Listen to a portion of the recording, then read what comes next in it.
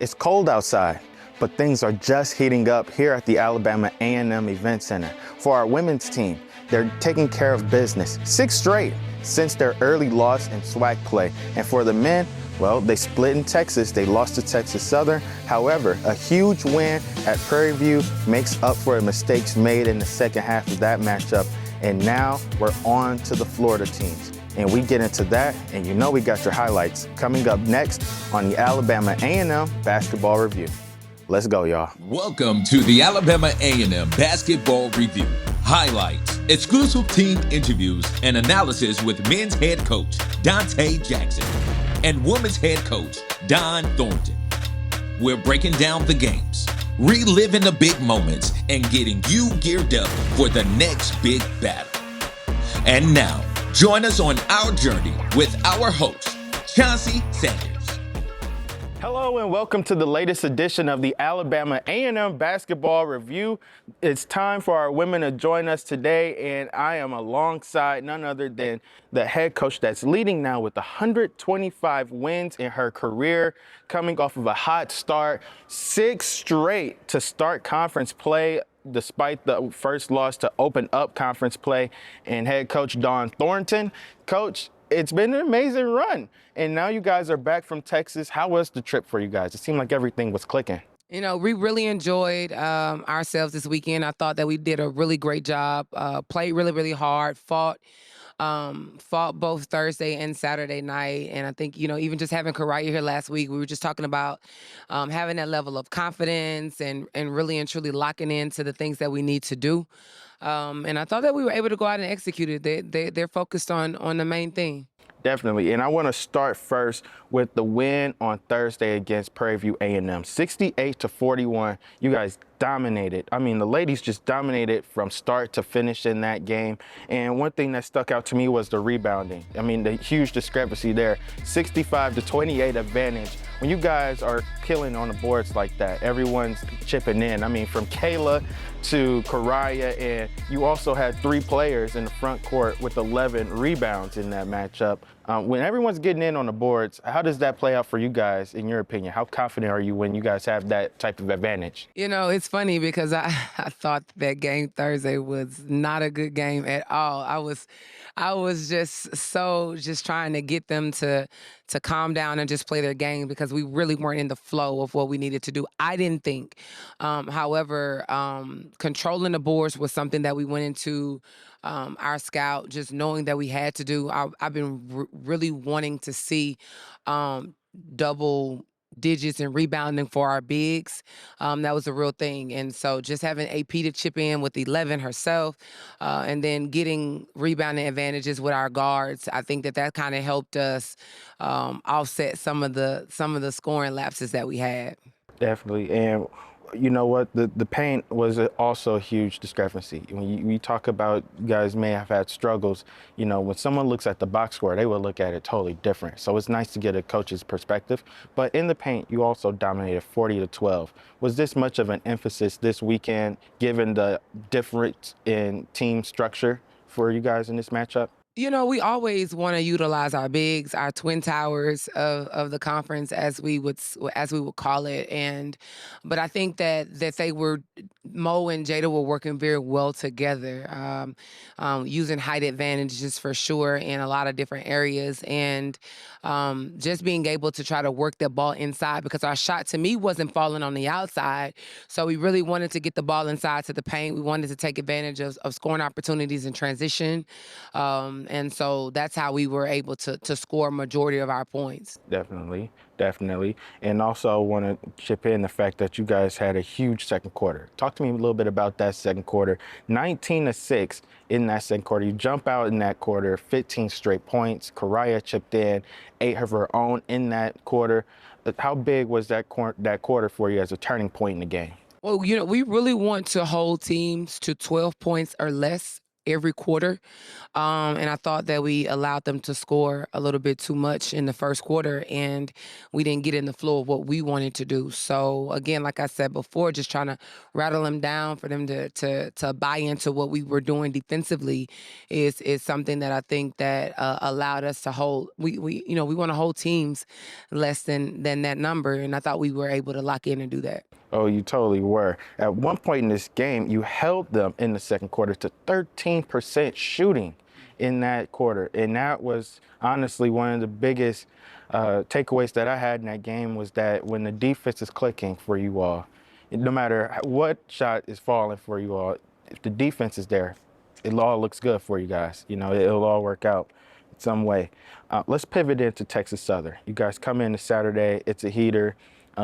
Still one of those games that some people may have circled on the calendar, as Jada transferred from Texas Southern just last season to come here to Alabama A&M, playing back home now. What was that matchup like for you guys heading into that one? You know, Jada had a lot of emotions going into that game. Really and truly, just that was her first time back since she's left. And so it was really important that we won the game for her. I think that was something that we really talked about, in addition to the obvious, right? We don't want to lose a game. But just having an opportunity to have her to be back, and she started off a little slow, but when she found the fire, she just didn't stop and it didn't let up. So really excited about that. I was really excited about that for her. But again, I mean, start to finish, I believe we held their leading score to 0 points. So what we do defensively is a real thing. Defense is a real thing for our Lady Bulldogs, and that's something that we don't take lightly. And being able to defend the way that we've been doing and the way that we were able to show up versus Texas Southern, I think it was a 4-way tie or somewhere around there just a week ago, right? So we knew that was a great brand of basketball. And so we want to be able to defend teams like a Texas Southern and do what we did. Definitely. And, you got 4 players in double digits in that matchup. And like we just previously said in the Prairie View matchup, if the defense is clicking, everything else will just start to fall in line eventually in the matchup. You led 17-11 after the first. What were your feelings going into the first quarter, moving into second? Well, I think if you look at the stat sheet, we only held them to 1 field goal in the first quarter. The rest of the points that they earned were from the free throw line. So I was very disappointed that we kept sending them to the free throw line, but really pleased with what we were doing on the offensive end. They may have scored maybe 1 or 2, maybe like right down the stretch, but I think it may have been like 1 or 2 field goals, honestly. So pleased about that, but we got to keep teams off of the free throw line. We don't want to give them anything easy. Nothing easy. Everything earned. So you open up the fourth quarter on a 10-2 run. I want to fast forward a bit because we get to halftime. We're leading by 7, 31-24. But then the fourth quarter was a pivotal moment where the game kind of felt like it was still within reach, but then you guys just totally broke out on the 10-2 run. What was it like going into that fourth quarter there to start them out? What was your message to the team there? Just continue to do what we're doing. Continue to defend.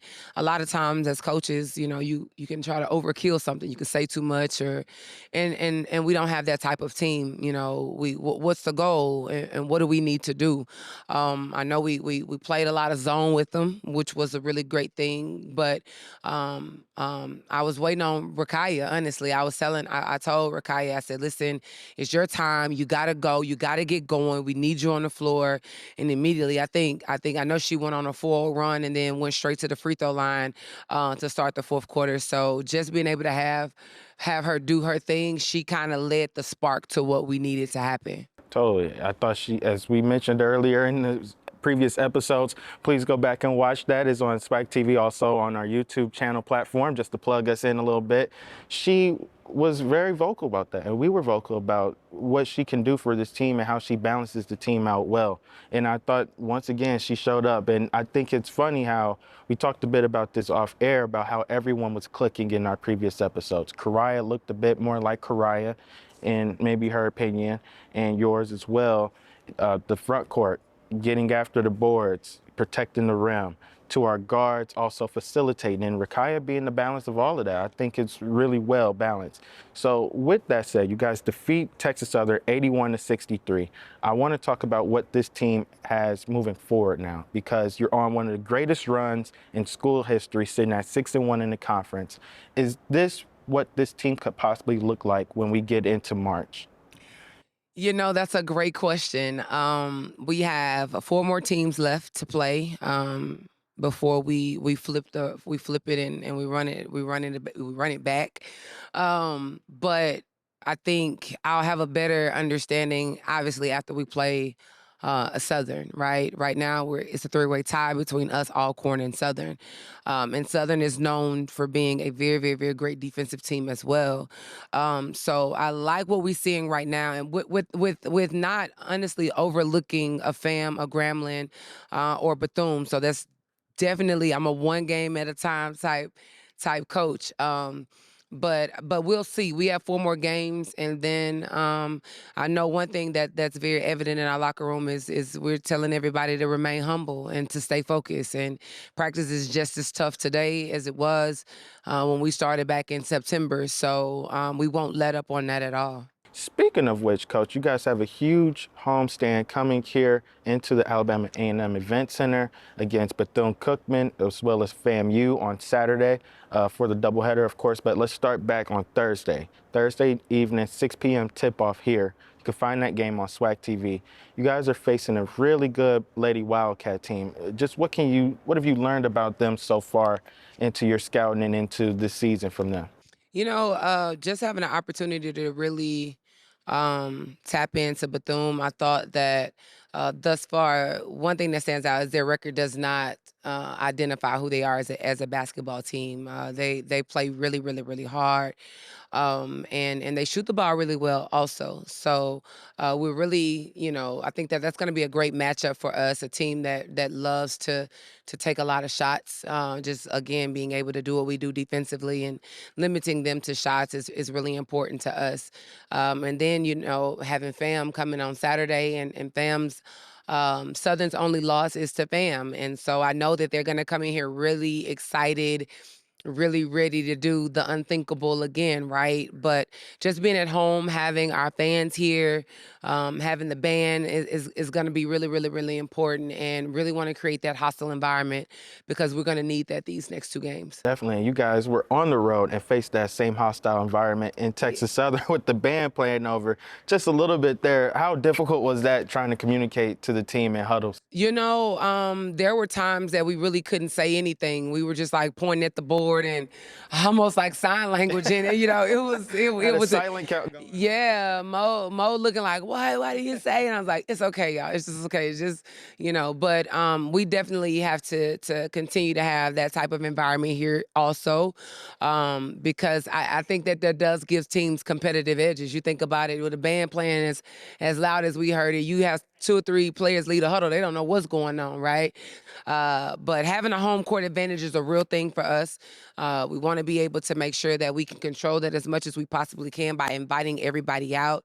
And so we're really excited about just being at home these next 2 games. And excited as well for our home fans to really get behind you all and watch this great ball you guys are playing, and this great brand of basketball, might I add, that you all are playing at the time right now.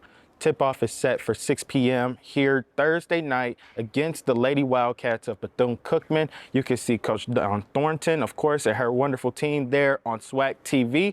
And when we come back, we'll be joined by the men's team, Dante Jackson, and we will see more coming up next here on the Alabama A&M Basketball Review.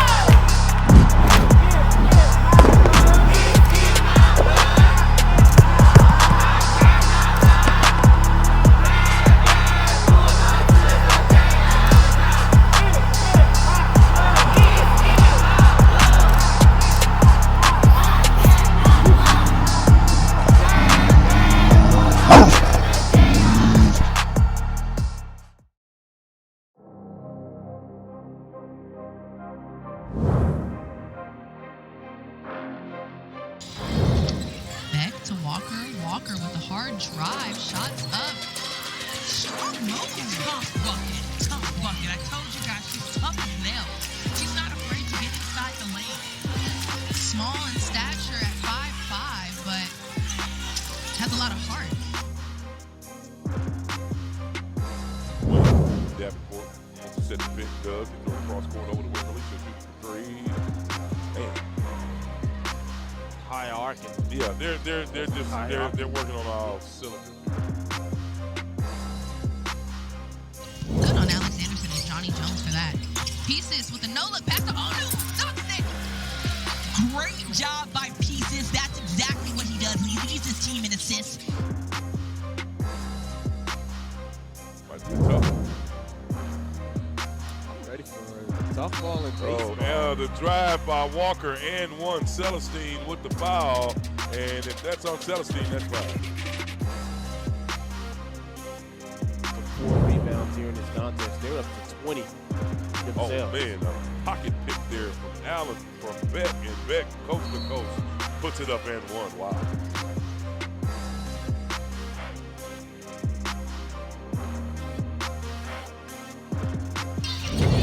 The Tigers in man-to-man. They're not switching. Dozier with the shot. And it's good over the head of Bryce Roberts. Listen, man-to-man is the dream of a player who can go one-on-one with defenders like Kentavious Dozier. We'll see what they do here as the Tigers are bringing the pressure. Karan Davis with the dunk. Good pass by PJ Easton. Listen, Karan Davis sometimes gets the short end of the stick because so much attention is on Kentavious Dozier. But today, Karan has been holding it down. Alabama A&M 71, Texas Southern 56. 2 minutes, 34 seconds. Kayla Walker on the drive. And one. Look at the Alabama A&M bench. They have erupted. What a great sequence ran by Alabama A&M. Watch how Karaya Beck comes over to set things up and Belton moving things out of the way, clearing traffic for Kayla to come in and drive in for that and one. To the left side, gives it up now to Pieces. Pieces coming left side with the alley-oop. There to, man, PJ Easton. Oh, pardon me, that was Field. I'm sorry, Field Davenport. It should have reset. Oh, my goodness.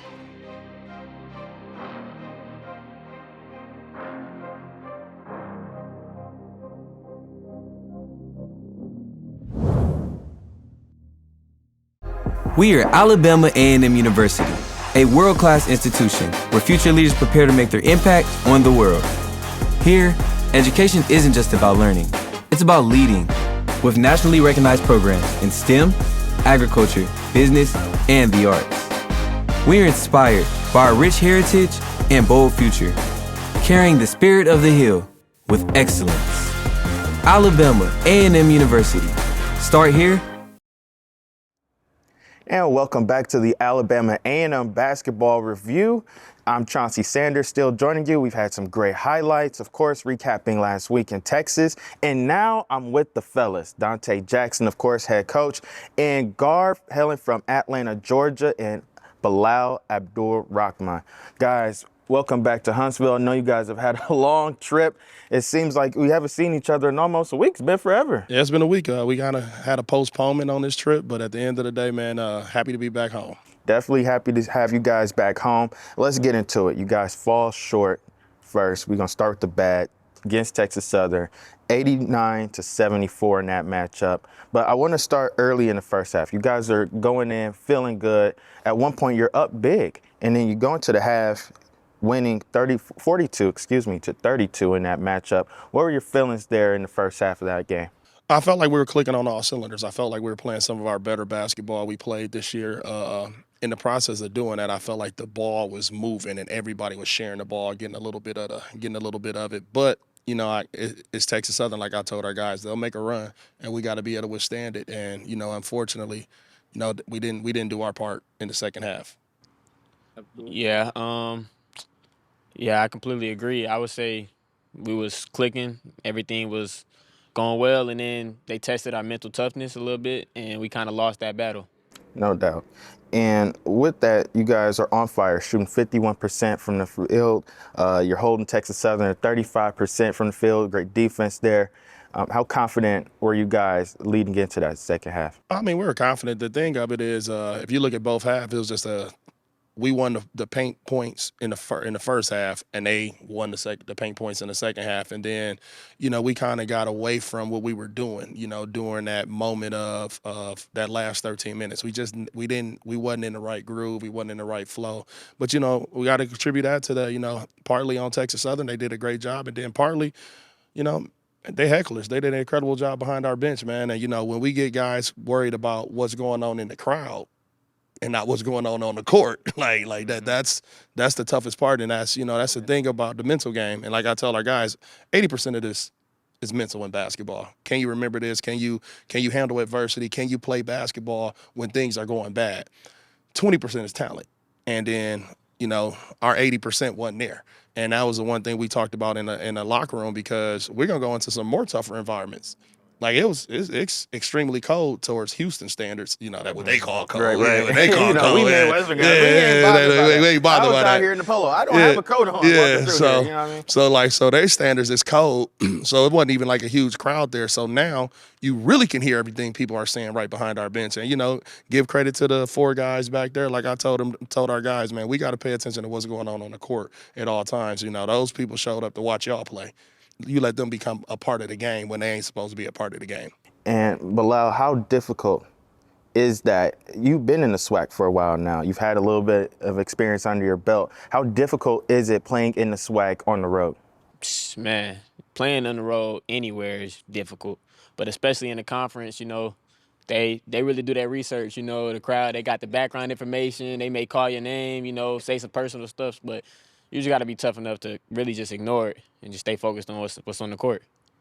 Definitely. You guys tried to stay focused there, but then it kind of fell apart at the end. Texas Southern goes on a 12-2 run, and then, of course, they finish out the game. But part of that difficulty was the bench there a little bit. Yeah. Texas Southern had a huge advantage, 41 points off the bench for them in the matchup. Just your final thoughts wrapping up the game. Listen, man, we told our guys that 2 of their players hadn't been playing well, and they came out and played the best basketball they played all year. Weisinger played incredibly well. Zion Mortal played incredibly well. They hadn't been playing that good, but at the end of the day, they are veterans of the SWAC.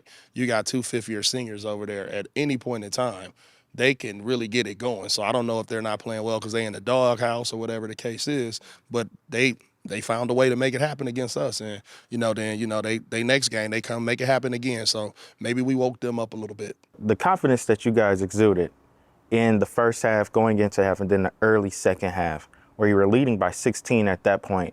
How confident are you guys seeing them again later on, maybe in Atlanta, per se? Extremely confident. I feel like, second half, we didn't do the things that we supposed to do. We didn't make free throws. We turned the ball over. And then, we didn't get stops at the times we needed stops. And in order to break a run, and you need to make your free throws, you need to make your layups. And we just didn't do that. And that was just one of them things where, at the end of the day, man, 13 bad minutes of basketball can hurt you. Like, the game is 40 minutes. So if you could play 27 great minutes, okay, cool. But then you play 13 bad, it kind of erased the 27 great minutes. So it was a learning lesson. That's the tough part. We got a lot of guys that haven't had a chance to play in the SWAC.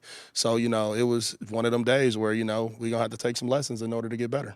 And you guys took those lessons from that game in Texas Southern and immediately poured them right into Prairie View. You had a bit of a delay there. The game was postponed on Monday, so you played Tuesday.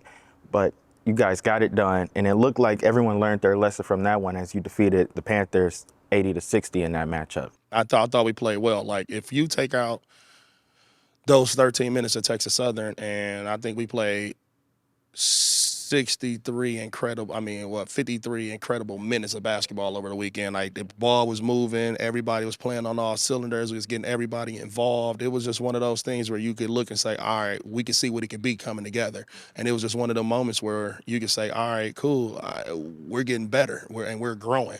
So, little growing pain, that Texas Southern grind, you know what I'm saying? That's part of coaching. You're going to have some growing pains, but the thing is, man, we come in at at PV, and man, you talking about Bilal playing ultra well, you know, and it's not always in the stat book. Like I tell people, it's not always in stats how you affect the game.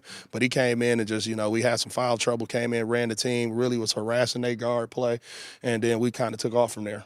What do you think Bilal does really well for your team coming off the bench? Man, he changes the pace. He changes the pace of the game like the quickest guard in the SWAC. You know what I mean? He changes the pace. He gets up and down. He makes plays for other people, and he can score himself. You know what I mean? But that was one of the things, you know, we were harping on him early in the year. Hey, man, make other people better and score. And, you know, now I'm telling you, his defensive effort is taken to another level. I want to say he almost got like 9 steals in the last 3 games, man. He's been really harassing the ball and really playing well.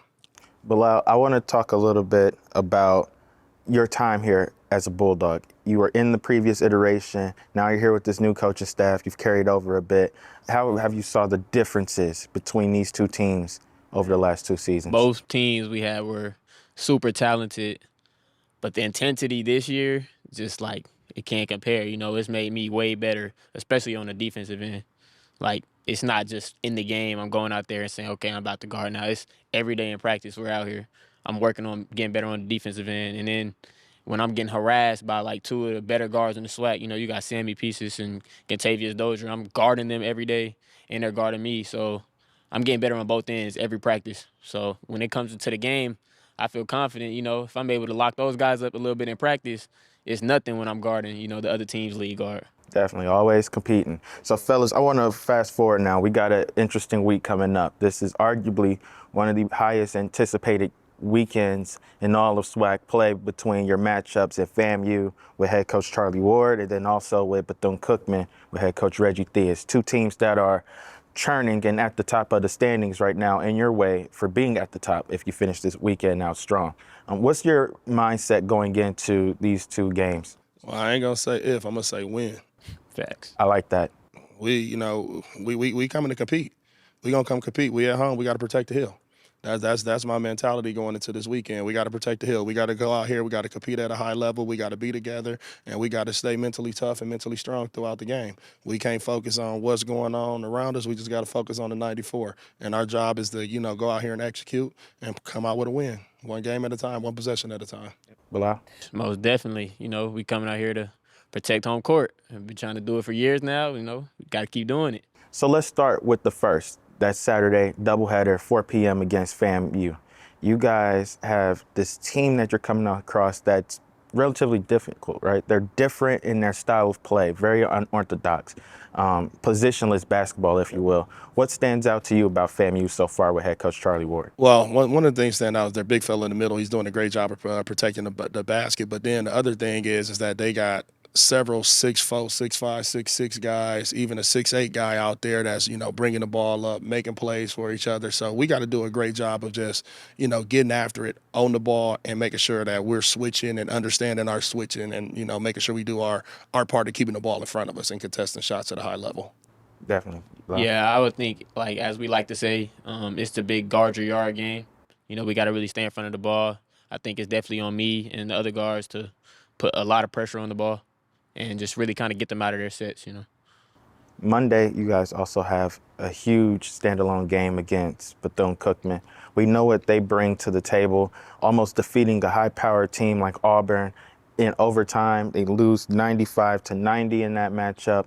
There's some big dogs on that team, but I know you guys are confident in your big guns as well here. Listen, like we excited for the matchup. You know, one thing about us, we ain't gonna run from no competition. Like we want the smoke. So they coming. You know, we gonna come in, we gonna compete at a high level. You know, and that's just one of the situations we always gonna preach, man. Like no matter who in front of you, we gonna compete. That's just, you know, that's just the way I was raised. That's the DNA I try to put in our team, man. We gonna compete no matter what's out there, and if we gotta out scrap somebody, if we gotta outshoot them or whatever, outread whatever we gotta do, find a way to win. Definitely find a way to win. I look forward to seeing you all, and I'm sure the folks at home look forward to seeing you all as well, finding ways to win here at the Alabama A&M Event Center. Once again, tip-off starts Saturday, 4 p.m. against FAMU. That's a doubleheader. And then Monday, the Bulldogs also face off against Bethune-Cookman. That's a 6 p.m. tip-off. You can find both games here on SWAC TV. And, of course, Pregame starts at 5:30 p.m. So that's going to do it for the Alabama A&M Basketball Review. I'm Chauncey Sanders. Special thanks again to our coaches and Bilal for joining the show. And of course, as always, Go Bulldogs! Thank you for watching the Alabama A&M Basketball Review with head coaches Dante Jackson and Don Thornton. Your support is important to us and the outstanding students here on the Hill. We encourage you to support the entire athletic program and become a season ticket holder, or be a part of something much bigger and become a torchbearer. Visit AAMU.edu for more information. And until next time, go Bulldogs!